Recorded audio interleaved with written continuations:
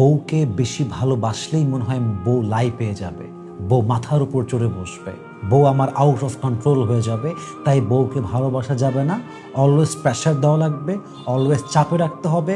কোথাও ঘুরতে নিয়ে যাওয়া যাবে না, ভালোবাসা যাবে না, অলওয়েজ চাপে রাখবো। তাহলেই মনে হয় বউ আমার কথা শুনবে, বউ আমার ভয়ে থাকবে। অ্যাবসলিউটলি রং আইডিয়া।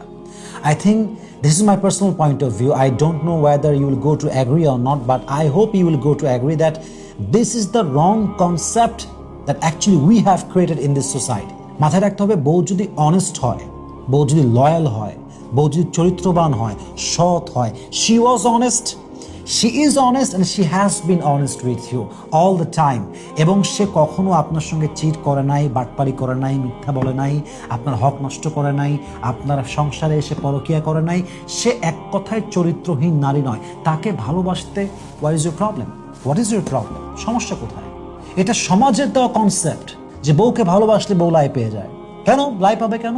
একজন বউ যদি চরিত্রবান হয়, মাথায় রাখবেন, একজন বউ যদি চরিত্রবান হয়, আদর্শবান হয়, ভালো বংশের মেয়ে হয়, তার মা যদি ভালো হয়, সেই বউকে যত বেশি ভালোবাসবেন, সেই বউ মাথায় চড়বে তো বহু দূরের কথা, সেই বউটা আপনার জন্য জীবন দেওয়ার জন্য প্রস্তুত হয়ে যাবে। ঠিক কিনা বলেন? অনেক পুরুষ এটা আমরা বুঝি না।